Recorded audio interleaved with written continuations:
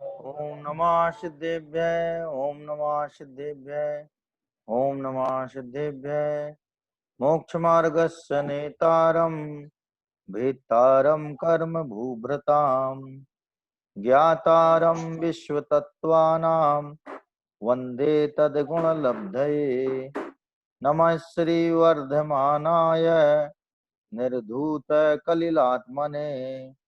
चालोकानां त्रिलोकानां यद्विद्यादर्पणायते तज्जयति परमज्योति समं समस्तैरनन्तपर्यायै दर्पणतल इव सकला प्रतिफलति पदार्थमालिका यत्र। तत्वार सूत्र है अपर नाम मोक्ष शास्त्र। इसमें अपनी चर्चा जो है ये ज्ञानों के 5 ज्ञानों के जो विषय हैं उन पर चल रही थी। इसमें मति ज्ञान शुद्ध ज्ञान का जो विषय है वो रूपी अरूपी सभी द्रव्य है, माने रूपी अरूपी सभी द्रव्यों को मति ज्ञान जानता है, लेकिन उनकी कुछ पर्यायों को जानता है, संपूर्ण पर्यायों को नहीं जानता। इसी तरह से अवधि ज्ञान है वो केवल रूपी द्रव्यों को जानता है, अरूपी द्रव्यों को नहीं जानता है। मन पर्याय ज्ञान जो है वो भी अरूपी द्रव्यों को जानता है, वो अरूपी द्रव्यों को जानता है, रूपी द्रव्यों को नहीं जानता है। लेकिन केवल ज्ञान जो है वो सभी द्रव्यों को उनके सभी गुणों के साथ और सभी पर्यायों के साथ एक साथ ही जानता है।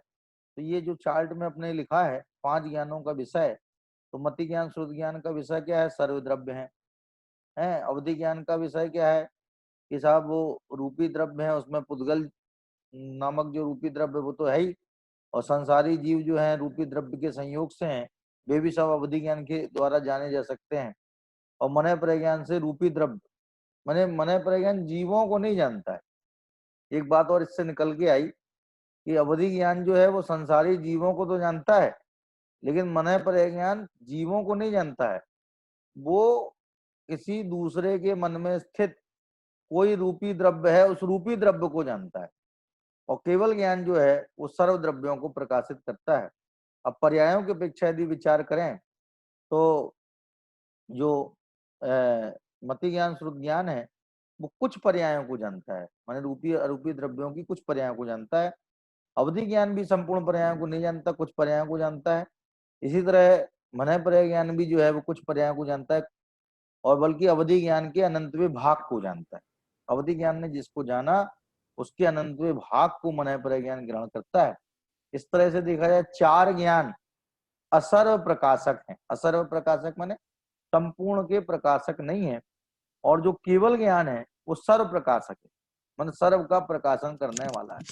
उसमें लिखा है जो श्लोक स्यादवाद केवल ज्ञाने सर्व तत्व प्रकाश ने, दोनों के लिए एक विशेषण दिया अष्टशास्त्री में कि स्यादवाद केवल ज्ञाने, स्यादवाद और केवल ज्ञान कैसे हैं? सर्व तत्व प्रकाशने, सभी तत्वों का माने सभी पदार्थों का प्रकाशन करने वाले। और स्यादवाद का मतलब होता है श्रुत ज्ञान। स्यादवाद का मतलब क्या है? श्रुत ज्ञान, माने श्रुत ज्ञान का दूसरा नाम जो है स्यादवाद भी है, क्योंकि श्रुत ज्ञान जो है वो सापेक्षिक ज्ञान है, अपेक्षा, इसलिए श्रुत ज्ञान के भेदों का नाम भी नय है। माने जो नयों की परिभाषा आती ना, तो उसमें एक परिभाषा ये भी है, श्रुत विकल्पाहा नयाहा। विकल्प माने भेद, इसको ऐसे भी बोल सकते हैं श्रुत भेदा नयाहा। श्रुत ज्ञान के भेदों को या श्रुत ज्ञान के विकल्पों को नए कहते हैं। तो श्रुत ज्ञान सापेक्षिक ज्ञान है, इसलिए उसको अपर नाम जो है स्यादवाद भी है। माने स्यादवाद का वाच्य, स्यादवाद का वाच्य यदि कोई है तो वो श्रुत ज्ञान है। श्रुत ज्ञान जो है स्यादवाद के द्वारा अभिव्यक्त होता है। किसके द्वारा अभिव्यक्त होता है? स्यादवाद के द्वारा। माने जो स्यादवादी हैं उनके श्रुत ज्ञान का पता, तो ये श्रुत ज्ञान की बात चल रही है, यहाँ पर कुछ श्रुत ज्ञान की बात नहीं चल रही। कुछ श्रुत ज्ञान स्यादवाद के द्वारा अभिव्यक्त नहीं होगा। देखो एक इंद्रिय से लेकर के असंगी पंचेंद्रिय तक के जितने जीव हैं उनके नियम से कुश्रुत ज्ञान कुमति ज्ञान ही पाया जाएगा। अब ये कुमति और सुमति के जो दो भेद खड़े होंगे वे संगी पंचेंद्रिय से खड़े होंगे। संगी पंचेंद्री के पहले तक नियम से कुश्रुत और कुमति ज्ञान ही पाया जाएगा, दूसरा कोई ज्ञान नहीं पाया जाएगा। क्योंकि कोई व्यक्ति, कोई प्राणी असंगी है, जंतु असंगी है, इसका मतलब मिथ्या दृष्टि तो है ही। एक इंद्रिय से लेकर के असंगी पंचेंद्री तक जितने जीव हैं वे सब मिथ्या दृष्टि तो है ही है। और मिथ्यात्व के साथ में जितना भी ज्ञान है क्या, वो सारा का सारा मिथ्या ज्ञान है। उदाहरण ये दिया, कड़वी तुमड़ी के साथ रखा हुआ दूध भी जहर होता है, दूध नहीं होता। कड़वी तुमड़ी में रखा हुआ कोई दूध पी ले तो उसके लिए जहर का काम करे, शरीर का पोषक न करे, शरीर का नाशक हो जाए वो। तो कह रहे हैं कि जो मिथ्या दर्शन के साथ में रहा हुआ ज्ञान है वो सारा का सारा मिथ्या ज्ञान, क्या वो मिथ्या अभिप्राय का ही पोषण करने वाला है। माने उस मिथ्या ज्ञान से मिथ्या अभिप्राय ही पुष्ट होएगा, सम्यक अभिप्राय का उससे अन्वेषण संभव नहीं है। सम्यक अभिप्राय की तलाश तो सम्यक ज्ञान में ही होती है। क्या सम्यक ज्ञान ही सम्यक अभिप्राय का पोषण करता है, मिथ्या ज्ञान नहीं करता है। तो ये जो कुश्रुत ज्ञान है, कुमति ज्ञान है, ये दोनों प्रकार के ज्ञान ये जो है वो सुश्रुत ज्ञान और सुमति ज्ञान से भिन्न है। और ये कुमति और कुश्रुत ज्ञान नियम से असंगी पंचेंद्रिय तक के जीवों को पाए जाते हैं, समस्त जीवों के पाए जाते हैं। अब बच्चे जो संगी पंचेंद्रिय मनुष्य, त्र्यंच, देव और नारकी, क्या संगी पंचेंद्रिय त्र्यंच, मनुष्य, देव और नारकी, इन चारों गतियों में जो मिथ्यात्व से सहित हैं उनके पास कुमति और कुश्रुत ज्ञान है, और जो सम्यक तो सहित हैं वे सुमति और सुश्रुत ज्ञान वाले हैं। हाँ जय जी बताइए। पंडित जी जय जिनेन्द्र, हमारा जो ज्ञान है मुक्तिशुद्ध ज्ञान, वो तो जब तक सम्यक दर्शन होता है तब तक तो फिर मिथ्यात्व है, मिथ्यात्व वाला ज्ञान है ना। हाँ तो मिथ्यात्व के साथ में मिथ्या ही रहेगा। देखिए मिथ्यात्व के साथ में मिथ्या ही रहेगा। देखो फर्क इसमें ये है कि एक का मिथ्या रूप ज्ञान उसके मिथ्यात्व का पोषण कर रहा है, उसके मिथ्यात्व का को पाल रहा है, पोष रहा है। क्या और एक का जो मिथ्या ज्ञान है वो उस मिथ्यात्व को गला रहा है। तो बेटर कौन है, दोनों में बेटर कौन है? मिथ्या ज्ञान तो वो भी है जो मिथ्यात्व को गलाने में निमित्त हो रहा है, सहायक हो रहा है, वो बेटर है। तो तत्व ज्ञान जितना कुछ मिथ्यात्व के साथ उपलब्ध होता है, मैंने जिनवाणी का ज्ञान, तत्व ज्ञान का मतलब जिनवाणी का ज्ञान, मिथ्यात्व के रहते हुए जितना भी तत्व ज्ञान उपलब्ध होता है वो सारा का सारा तत्व ज्ञान उस मिथ्यात्व को गलाने में निमित्त भूत है, वो मिथ्यात्व को गला रहा है। और एक जो तत्व ज्ञान के बिना का जो है अन्न मत कल्पित कपिल आदि रचित श्रुत को जो अभ्यास तो है कुबोध बहुदेन त्रास, जो दौलत राम जी साहब लिख के गए ना 6 डाला में, ये कपिल आदि मुनि के द्वारा रचित जो है, कपिल मुनि सांख्य मति दे उनके द्वारा रचित शास्त्रों का जो है अध्ययन करता है, वो कुबोध है, वो कुज्ञान है, अज्ञान है और बहुत त्रास देने वाला है। दरअसल क्या है कि सब अपने अज्ञान से ही दुखी हैं। एक्चुअल में दुख का कारण है क्या? हमारा स्वरूप। यदि चित्त में अज्ञान ना हो तो बताओ किस बात का दुख? परिस्थिति का किसी को भी दुख नहीं है। एक्चुअल में परिस्थिति का किसी को सुख भी नहीं है। दोनों ही बातें। यदि जिस नए से हम ये बात कहते हैं कि परिस्थिति का कोई दुख नहीं है, वो ही नया ये बात कहता है कि भैया परिस्थिति का कोई सुख भी नहीं। बहु वैभव संपन्न, क्या संपन्न व्यक्ति भी दुखी रह सकता है और विपन्न व्यक्ति भी सुखी रह सकता है। अज्ञान से दुखी रहेगा और ज्ञान से सुखी रहेगा। तो आचार्य कहते हैं जो अज्ञान है वो देन त्रास, वो हमें दुख देने वाला है, इसलिए अज्ञान का निषेध किया गया है। क्या और अज्ञान बहुत थोड़ा सा है, कोई बड़ा नहीं है, अज्ञान बहुत छोटा सा है। कितना छोटा सा है? हाँ जी बताइए। पंडित जी हमको परीक्षा करके श्रद्धान करना चाहिए ना, परीक्षा नहीं किया तो आप मिथ्यात्व हो गए। भाई ऐसा ना, परीक्षा किए बिना श्रद्धान करेंगे ना तो वो गुलाम मार्ग हो जाएगा, वो अंधश्रद्धा। देखो अंधश्रद्धा और विवेकपूर्ण श्रद्धा, इसमें अंतर क्या है? बहुत महीन अंतर है।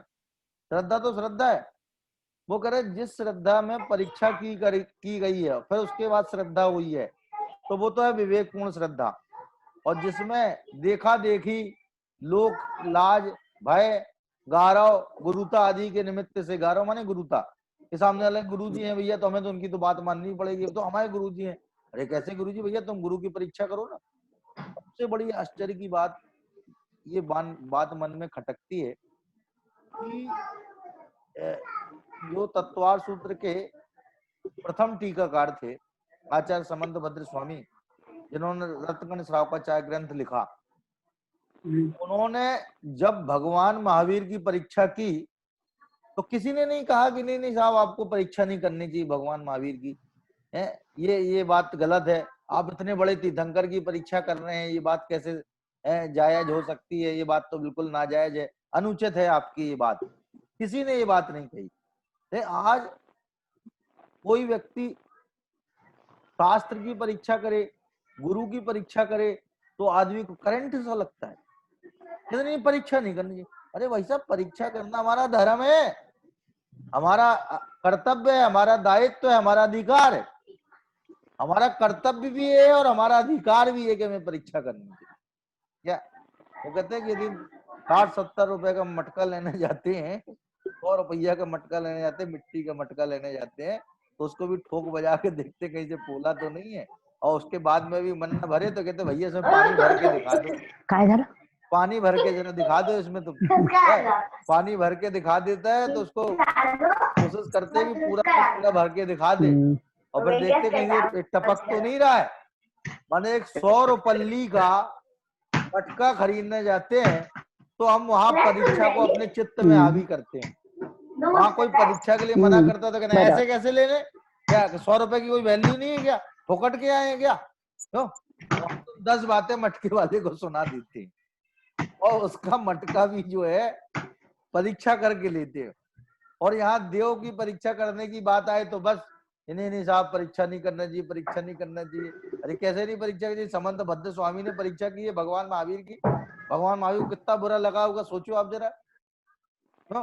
उन्होंने अपने भक्तों से कहा ही होगा उस समय कि समंत भद्र को मना करो, ये क्यों मेरी परीक्षा कर रहे हैं, बुरा लगा?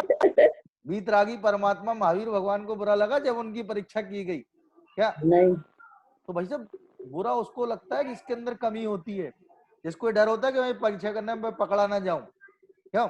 मैं नकल नहीं कर रहा हूँ, मैं पेपर दे रहा हूँ, और मैं नकल नहीं कर रहा हूँ, और मेरे गुरुजी आए और मेरा पर्चा उठा लें एकदम से और ऐसे ऐसे करके झटकार के उसको देखें, और मैं कहा गुरुजी ये क्या कर रहे हो आप, ये मैं क्यों बोलूंगा? इसलिए नहीं बोलूंगा कि मैं तो नकल कर ही नहीं रहा हूँ, और बल्कि गुरुजी जो है जब मेरा पर्चा झटकार के चले जाएंगे तो मेरी तरफ से निश्चिंत हो जाएंगे, हाँ ये बालक नकल नहीं कर रहा है क्या। तो बताओ उनको मेरी तरफ से निश्चिंतता हो जाएगी नहीं हो जाएगी? और यदि मैं चुटका रखा हूँ नीचे, कोई पर्ची रखा हूँ नीचे, तो मुझे तो बड़ी धकधुकी होगी, धुकधुकी का कहीं कोई मुझे देख ना ले, कोई मैं ताड़ ना ले, कोई समझ ले, कोई पकड़ ना ले, क्यों? तो वही सब घबराहट उसको होती है जो गलत होता है, सही आदमी को कभी गलत नहीं होती। यदि मैं सही हूं तो कोई 100 बार परीक्षा करे, क्या फर्क पड़ता है? तो कोई मुनि यदि सही है तो उसको परीक्षा से नहीं डरना चाहिए, कोई भगवान यदि सही है तो उसको परीक्षा से नहीं डरना चाहिए, कोई शास्त्र यदि सही है तो उसकी परीक्षा का निषेध नहीं होना चाहिए। तो परीक्षा करके तो बात अपनी हो जाती है। देखो जब तक परीक्षा नहीं करते तब तक बात पराई रहती है, पराई को अपना बनाने का तरीका है परीक्षा, पराई बात को अपना बनाने का सबसे बेस्ट आइडिया क्या, सबसे बढ़िया साधन है परीक्षा करना। परीक्षा करना में क्या बुराई है? और फिर हम समर्थ साधनों से परीक्षा कर रहे हैं, उचित साधनों से परीक्षा कर रहे हैं, भाई भगवान में वीतरागता, सर्वज्ञता क्या और हितोपदेशिता, ये 3 गुण बतलाए, इन 3 गुणों के आधार पर हम उनकी परीक्षा कर रहे हैं, तो क्या भगवान को बुरा लगना चाहिए इससे? तो भगवान नहीं होगा और अपने को भगवान मान के पुजवा रहा होगा, है भगवत पने का सम्मान चाह रहा होगा, वो घबराएगा। लेकिन जो एक्चुअल में भगवान है उस व्यक्ति की यदि कोई परीक्षा करे तो उसे क्या दिक्कत? भगवान आयु को क्या दिक्कत इस बात से? ये कोई उनकी परीक्षा करके उन्हें मान रहा है कि बिना परीक्षा करके मान रहा है? देखो बिना परीक्षा करके कोई मान रहा है तो उसको वो बोलेंगे नहीं क्या कि तुम परीक्षा करके मानो, उनको भाव ही नहीं ना बोलने का। वीतरागता बोलने से मना करती है, वीतरागता क्या कहती है? बोलो मत, गीत रखते बोलती है बोलो नहीं, क्यों? ये बोलना भी राग है, बोलना भी क्या है, राग है। तो वो परीक्षा करने वाले को और परीक्षा नहीं करने वाले को समभाव से देखते हैं। वो भगवान पार्श्वनाथ की स्तुति में आता है, ये कमठे चा धरणेन्द्रे चा, कमठे चा धरणेन्द्रे चा तुल्य भावो तुल्य वृत्ति पार्श्वनाथस्य। हे पार्श्वनाथ भगवान, आपकी कमठ में और धरणेन्द्र में समान वृत्ति रही, आपने दोनों को समान निगाह से देखा। कमठ को आपने उपसर्ग कारक नहीं माना है, उपसर्ग करने वाला नहीं माना, और धरणेन्द्र को आपने उपसर्ग निवारक नहीं माना। दुनिया ने जो माना तो माना, वो दुनिया जाने, उनने नहीं माना। क्या? वे तो ज्ञान का ज्ञेय जान रहे थे। क्या जान रहे थे? ज्ञान का ज्ञेय। और जब पदार्थों को, जब बाहर की परिस्थितियों को, वातावरण को ज्ञेय रूप से स्वीकार कर लिया जाता है, तब वे हमें आंदोलित नहीं कर सकते, तब वे हमें प्रभावित नहीं कर सकते। हम उनको प्रभावित करने लायक खुद बनाते हैं। क्या? जैसे क्या होता है कि कोई व्यक्ति कि बचपन से आंख जो है चल जाती है। क्या चल जाती है? आंख चल जाती है ना। अब उसके समझ लो बचपन से ये दिक्कत है, बीमारी है, जो भी समझ लो। क्या? अब कोई कहे कि नहीं मुझे देख के आंख मारता है, मुझे देख के आंख मारता है, तो वो कहे भैया बचपन से ही ऐसी दिक्कत है, हम तुम्हें देख के थोड़ी ही आंख मार रहे हैं। क्यों? तो हम जानबूझ करके ये स्वयं ही ये मान रहे ना कि ये मुझे चिढ़ा रहा है या मुझे देख करके ऐसी हरकत कर रहा है। वो तो उसकी पैदाइशी बीमारी है, मैन्युफैक्चरिंग डिफेक्ट है, वो समझ लो उसका। क्यों? तो वो उसमें क्या कर सकता है? माने हम सामने वाले पदार्थ को यदि ये तरीके से जानते हैं तो उसमें हम आंदोलित नहीं होते हैं। और यदि गे के आगे निकल जाएं, अपना जाने, पराया जाने, अच्छा जाने, बुरा जाने, भला जाने, क्यों, तो फिर दिक्कत खड़ी होगी। इसलिए परीक्षा करना नितांत जरूरी है। क्या? परीक्षा की भी परिभाषा लिखी है, विरोधी नाना युक्ति प्रावल्य दौर्बल्य अवधारणाएं, न्याय दीपिका में लिखी है। धर्मभूषण यति ने न्याय का शास्त्र लिखा, न्याय दीपिका, जिसकी जो सोलापुर वाले जो थे ना अपने वीर सागर जी महाराज, वीर सागर जी महाराज थे सोलापुर वाले, तो उन्होंने इस पर टीका लिखी थी न्याय दीपिका में। तो उस पर उसमें लिखा है, परीक्षा की परिभाषा लिखी है, विरोधी नाना युक्ति प्रावल्य दौर्बल्य अवधारणाएं प्रवर्तमानो विचार है परीक्षा एवं चेत एवं स्यात् एवं न चेत एवं न स्यात् इत्येवं प्रवर्तते सा परीक्षा। क्या? कि विरोधी नाना युक्तियों के, विरोधी माने जो आपस में विरुद्ध प्रतीत हो रही हैं, विरोधी नजर आ रही हैं, ऐसी विरोधी नाना युक्तियों के उपस्थित होने पर, विरोधी नाना युक्तियों के उपस्थित होने पर उनकी प्रबलता और दुर्बलता का निर्धारण करने के लिए कौन सी युक्ति तो सशक्त है और कौन सी युक्ति बेदम है, कौन सी दमदार है, कौन सी बेदम है, ऐसा निर्धारण करने के लिए जो विचार श्रृंखला प्रवर्तित होती है, उस श्रृंखला का नाम है परीक्षा। उन्होंने उसका उदाहरण भी दिया, एवं चेत एवं स्यात्, ऐसा होता है तो ऐसा होना चाहिए, और ऐसा नहीं होता है तो ऐसा नहीं होना चाहिए। इस प्रकार वह परीक्षा प्रवर्तित होती है। माने परीक्षा में द्वंद्वात्मक स्थिति के बाद जो निर्णयात्मक स्थिति होती है, वो परीक्षा पूर्वक ही संपन्न होती है। नहीं तो हमेशा द्वंद्व में ही रहेगा, भाई साहब इनको पूजना चाहिए कि नहीं पूजना चाहिए, क्षेत्रपाल पद्मावती को पूजना चाहिए नहीं पूजना चाहिए। क्यों भाई साहब? ये कितने हो गए मालूम आपको? कोई नहीं है, ये 48 हैं। कितने हैं? 48 है। कहने कैसे? कहने 24 तीर्थंकर हुए हैं और सबके एक एक हैं। अब खाली क्षेत्रपाल पद्मावती को पूजोगे, चक्रेश्वरी को भी पूजोगे, और भी कई नाम है उनके, नाम याद नहीं आ रहे मुझे, बताता मैं आपको। क्या? तो वो कई नाम है, उन चक्रेश्वरी को भी पूजना पड़ेगा। और वो जाने क्या क्या नाम उनके हैं, और क्षेत्रपाल भी हैं, और ये भी हैं, वो भी हैं, सबको पूजो। पता चला ढेर लग जाएंगे, 33 करोड़ देवी देवता ऐसे ही थोड़े हो गए हैं। क्या वजह से अन्य मत में जो है अनेक देवी देवताओं का प्रसंग आता है, और वे लोग जो है उनकी पूजा अर्चना करते हैं अपनी श्रद्धा भाव के साथ में। क्या? और यदि हम लोग वीतरागी को पूजने के साथ साथ रागियों को भी पूजने लग जाए ना, वैसे 24 घंटे कम पड़ेंगे अपने। क्या? इतने हैं रागी, इतने हैं, एक एक तीर्थंकर के काल में एक एक यक्ष और यक्षिणी प्रसिद्ध हुए। क्या? जो पार्श्वनाथ भगवान के काल में यक्षिणी प्रसिद्ध हुए वो क्षेत्रपाल पद्मावती थे क्या। तो ये तो 2 इनके हुए, बाकी और भी तो 23 हैं, उनको भी पूजो फिर, उनको क्यों नहीं पूछते फिर। क्योंकि अपने साफ कहा है कि असंयमी न वंद है, द्रगहीन वस्त्र विहीन भी। क्या असंयमी व्यक्ति दर्शनहीन माने सम्यक दर्शन से हीन हो, और वस्त्र विहीन हो माने नंगा हो। क्या लिखा है, नग्न हो। देखो कितना सब, ये मैं आपको गाथा सुना रहा हूँ कुंद कुंद शतक की, और मूल कुंद कुंदाचार्य की गाथा है। असंयमी ना बंद है, द्रगहीन वस्त्र विहीन भी, दोनों ही एक समान है, दोनों ही संयत है नहीं। कुंद कुंद स्वामी की मूल गाथा, उसमें लिखा है दोनों एक समान है भाई। जब संयम अपने आप पूज्य है, असंयम पूज्य नहीं है। मतलब 28 मूल गुणों का निर्दोष पालन हो रहा है, तो वे मुनिराज अपने लिए पूज्य हैं। क्यों पूज्य हैं? तो भाई साहब उनका सम्यक दर्शन तो हमें दिखने वाला है नहीं, हमें तो बाहर का आचरण दिखेगा, और पूज्यता का संबंध बाहर के आचरण से है, सम्यक दर्शन से नहीं है। सम्यक दर्शन यदि पूज्य हो ना, तो इंद्र भी पूज्य हो जाएगा। क्यों हो जाएगा? सम्यक दृष्टि है कि नहीं, इंद्र पूजे कि नहीं पूजे। हाँ जी मीनल जी बताइए। मैं ये पूछ रही थी, तो हाँ। सम्यक दर्शन के जो निसंकेत अंग होता है वो सिर्फ अपने लिए होता है कि अपने को 7 तत्वों में श्रद्धान करना है निसंक होके, हाँ और परीक्षा करनी है पर में, ऐसा ही है ना? तो पर परीक्षा में परीक्षा करनी है। नहीं, अपनी परीक्षा अपन लोग कर सकते हैं क्या?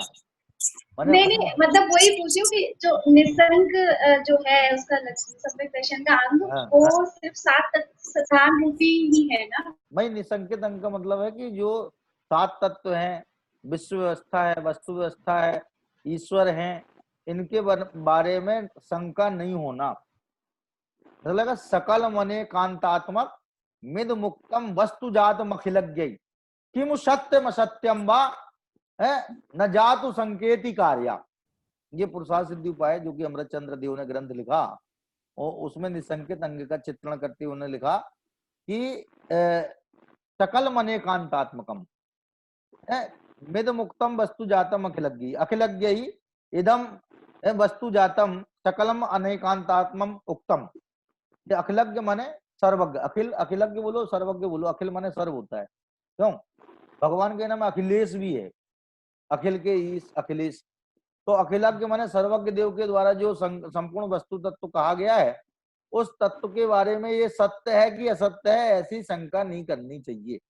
इस अंग का नाम है निसंकेत अंग। तो उसमें 7 तत्व भी आ जाएंगे, वस्तु व्यवस्था भी आ जाएगी, ईश्वर आ जाएंगे, 6 द्रव आदि सबका वर्णन आ जाएगा। उसके बारे में शंका नहीं करनी चाहिए, ठीक है। और परीक्षा जो है उनमें करनी चाहिए जहां हम जो प्रयोजनभूत विषय हैं, और एक्चुअल पंडित में प्रयोजनभूत विषय में ही परीक्षा कर भी सकते हम। हाँ जी बताइए। प्रयोजन कुछ नहीं हुआ था ना, देव गुरु धर्म जीवादि तत्व हाँ बंधव मोक्ष मार्ग, ये प्रयोजन है, हाँ, इसकी ये उनकी परीक्षा प्रयोजनभूत करनी है। चाहिए। बाकी तो सब मान लेना चाहिए जो बताए, अब जैसे स्वर्ग नरक आप कैसे परीक्षा करेंगे बताओ? फिर उसकी नहीं करना परीक्षा भाई जो कर भी नहीं प्रयोजन सकते ना। जैसे कोई कहे कर कि नहीं नहीं हम सकते। करते नहीं, हम करते नहीं, स्वर्ग नरक की परीक्षा हम नहीं करते, तो सामने लगा तुम कर ही नहीं सकते, करोगे क्या? तुम स्वर्ग नरक की परीक्षा कर ही नहीं सकते। क्यों? क्योंकि स्वर्ग नरक हमारी पहुंच से बाहर है। जो भगवान ने बतलाए हैं उसको एज इट इज मानना हमारा कर्तव्य है, उसमें हम परीक्षा नहीं कर सकते, समर्थ भी नहीं है। और दूसरी बात, यदि हम समर्थ भी होते तो हम अपनी शक्ति और समय उसमें क्यों जाया करते? अप्रयोजन भूत है ना। अप्रयोजन भूत बात, जैसे मान लो हर व्यक्ति का एक वो होता है, एक प्रकार के ट्रेड में होता है, एक प्रकार के काम में होता है, एक प्रकार के जॉब में होता है, समझो। तो वो अपने जॉब के बारे में तो जानता है, अपने ट्रेड के बारे में तो जानता है, लेकिन वो दूसरे के बारे में क्यों जाने? क्या जरूरत है उसको जानने की दूसरे के बारे में? नहीं जानेगा, और कोई जबरदस्ती जानने की कहेगा तो कहले हमें क्या करना, तुम जान लो, तुम्हारे पास एक्स्ट्रा ज्ञान है तुम लगाओ उसमें, हमें इसमें समय शक्ति अपनी खोपड़ी इसमें नहीं लगानी है। तो माने हम अप्रयोजन भूत के बारे में क्यों जाने, जब आचार्य कह ही रहे हैं कि तो अप्रयोजन भूत है, बिना काम का है।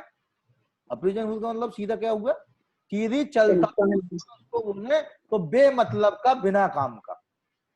तो बेमतलब का है, बिना काम का, उसका नाम है अप्रयोजन भूत, और जो मतलब का है, काम का, उसका नाम प्रयोजन भूत। तो कहले हमारे पास शक्ति थोड़ी है, समय थोड़ा है, ज्ञान थोड़ा है, क्या भाव थोड़े हैं, आज अपने ऐसे भाव कल नहीं हुए, तो क्या आज ऐसे संयोग है कि शांति से बैठ के स्वाध्याय कर ले रहे हैं, कल ऐसी दिक्कत आ गई और नहीं कर पाए तो कोई शारीरिक व्याधि खड़ी हो सकती है, बाहर में कोई भौतिक ऐसी दिक्कतें पेश आ सकती हैं, तो कल है हमारे पास शक्ति थोड़ी है, समय थोड़ा है, तो हम प्रयोजन भूत में लगाए ना, क्या या प्रयोजन भूत में लगाए। तो इसलिए आचार्य कहते हैं ये अप्रयोजन भूत है, इसको तो जैसा भगवान की वाणी में आया है वैसा जान लो और वैसा ही मान लो, लेकिन प्रयोजन भूत की परीक्षा जरूर करनी चाहिए। यदि हम प्रयोजन भूत की परीक्षा नहीं करते हैं तो वो प्रयोजन भूत तत्व का निर्णय नहीं हो पाएगा। और परीक्षा पूर्वक क्या इसको बोलते परीक्षित सत्य, एक होता है अपरीक्षित सत्य, एक परीक्षित सत्य। जो परीक्षित सत्य होता है वो अपना, और अपरीक्षित सत्य होता है वो पराया होता है। जैसे मान लो किसी ने कोई बात कही क्या और हमने कंफर्म नहीं की, लेकिन वैसे की वैसी दूसरे से पौंक दी, मैंने कह दी दूसरे से जाकर के, तो उसने हमसे कहा क्या एक बार बताओ ये बात तुम्हें कंफर्म है, तो अपन अचकचा जाते हैं, कहते अरे नहीं यार वो तो उसने कही थी हमसे, तो हमने वैसे ही कह दी, हमें कल ऐसी बात ही निकलेगी, वो गलत बोल रहा है हमसे। अब तुमने जो पता लगाया तो हो सकता है ये बात सही हो तुम्हारी, हमने तो वैसे की वैसी कह दी। तो बताओ अपना निर्णय परीक्षा में, परीक्षा करने के बाद जो निर्णय होगा उसमें और परीक्षा के बिना जो कथन होगा उसमें कितना महान अंतर है। उसमें दृढ़ता नहीं आएगी, सबसे बड़ी बात क्या है, उसमें दृढ़ता नहीं आएगी, और परीक्षा कर लेंगे तो दृढ़ता आ जाएगी। काले कल्प सते पीछे गते सेवानाम विक्रिया लक्ष्या उत्पातोपि यदि स्यात् त्रिलोक संभ्रांति करण पटु।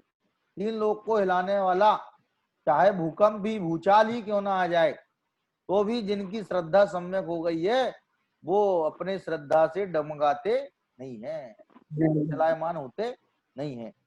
इस तरह से परीक्षा करना बहुत जरूरी है। प्रयोजन भूत की परीक्षा करनी चाहिए, अप्रयोजन भूत को तो भगवान की आज्ञा प्रमाण जान लेना चाहिए और तदनुसार मान लेना चाहिए।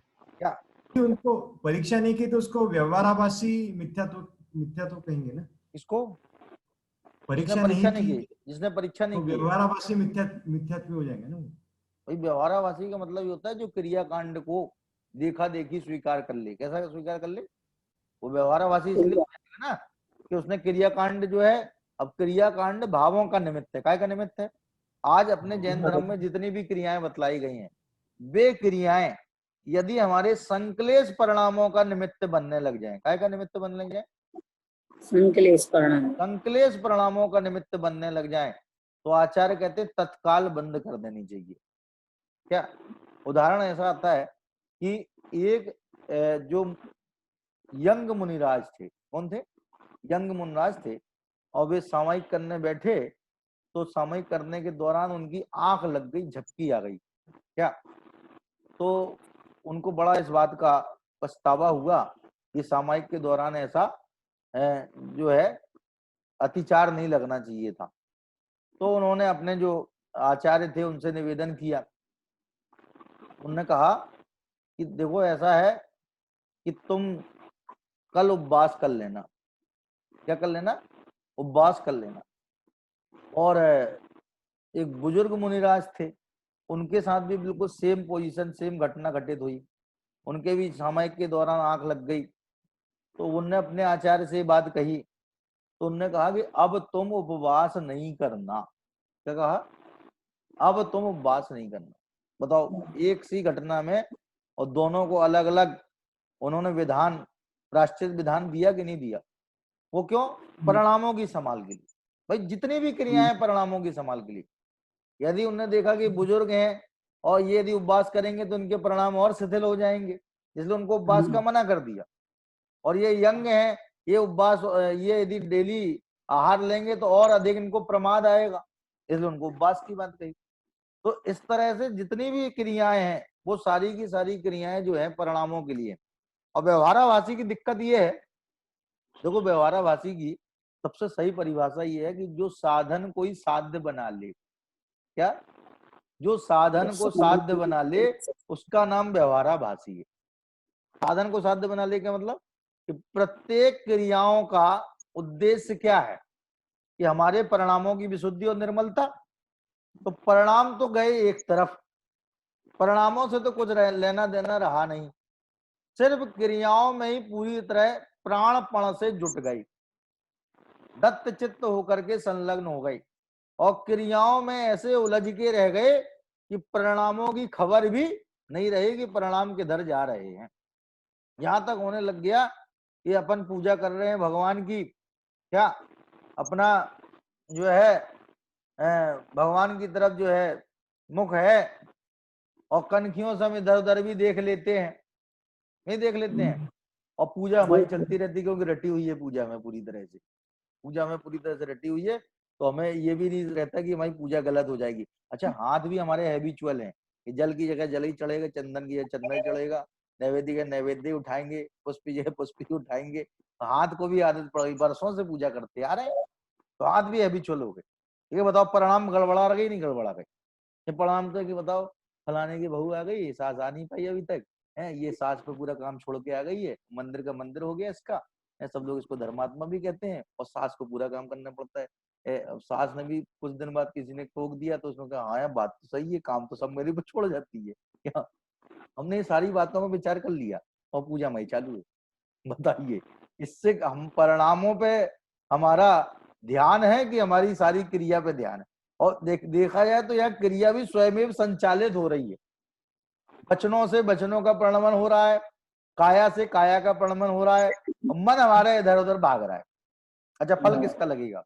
मन का, वचन का, काया का। अच्छा, जीव को जो कर्म बंध होता है वो किसका होता है?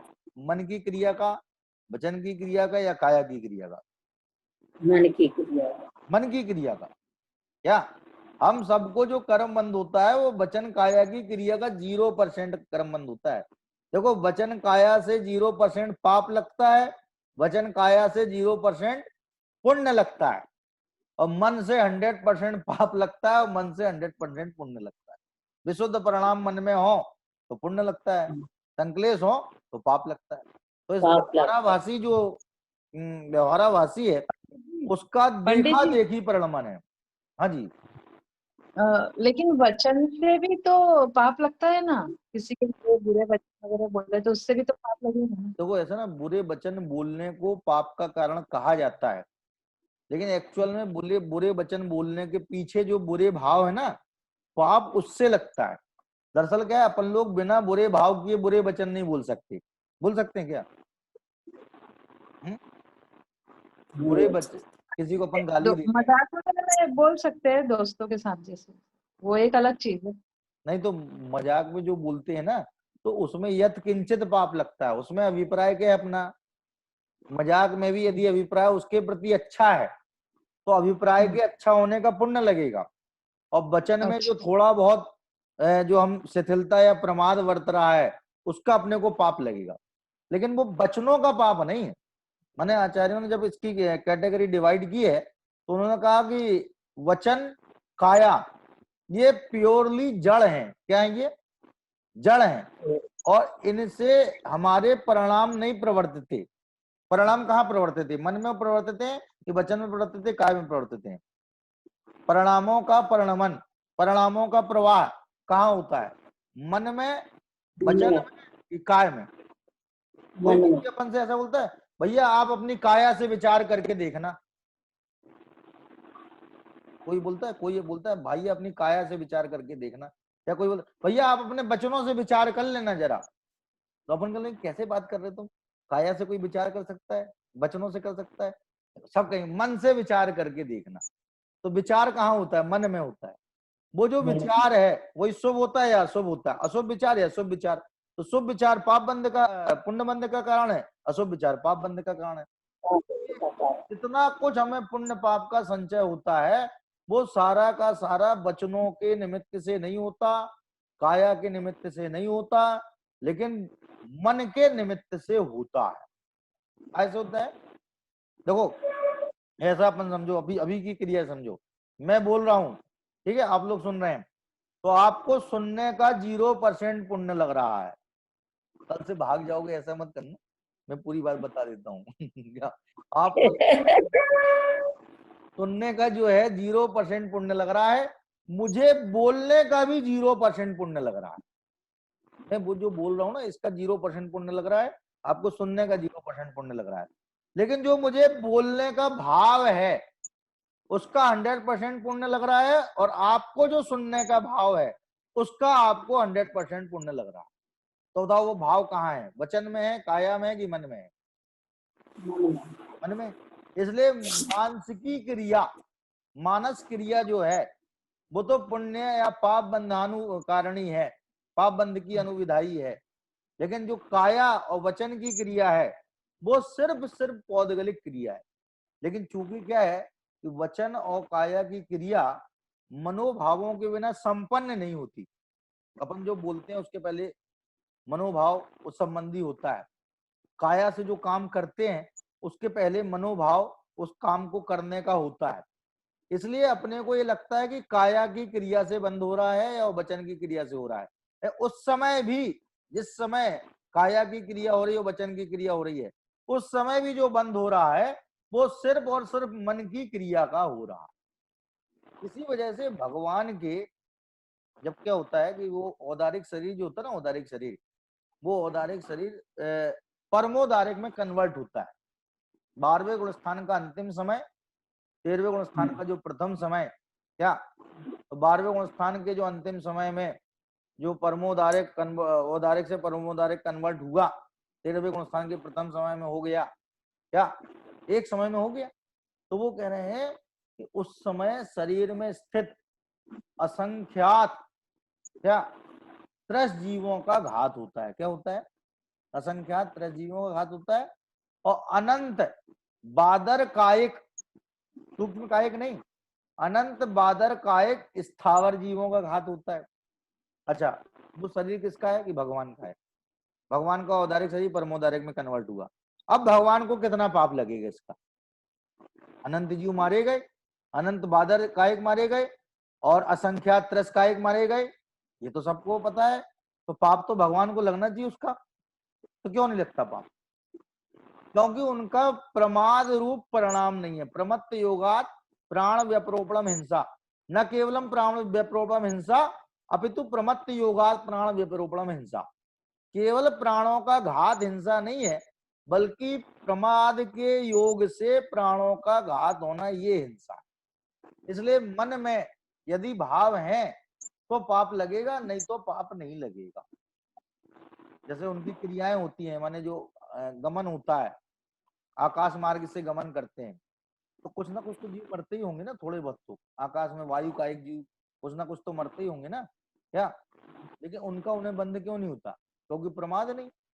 इसलिए व्यवहाराभासी जो है देखा देखी क्रिया करता है, इसलिए उसका जो अभिप्राय है वो शुद्ध नहीं हो पाता। उस साधन कोई साध्य मान बैठता है। जो व्यक्ति साधन कोई साध्य मान लेगा ना, उसे साध्य की उपलब्धि कभी नहीं होगी, क्योंकि साधन में ही संतुष्ट हो जाएगा, साध्य तक पहुंच ही नहीं पाएगा। मैंने जिस साध्य की प्राप्ति के लिए उन साधनों को जुटाया था, वे साधन इतनी मनमोहक निकले, वे साधन इतने मनोहारी और सुहावने निकले कि उनमें ही वो संतुष्ट हो गया, आगे बढ़ ही नहीं पाया। इसलिए ये जो बात अपन ने आज की है, ये मूल रूप से मनोभावों से संदर्भित है, और इसमें अपने को इस बात पर विचार रखना चाहिए कि वचन काया की क्रिया का बंध भले ही नहीं है, लेकिन मन में यदि उथल पुथल होगी तो वचन काय भी डिस्टर्ब होंगे ही होंगे, क्योंकि इनका आपस में निमित्त नैमित्तिक संबंध है ना।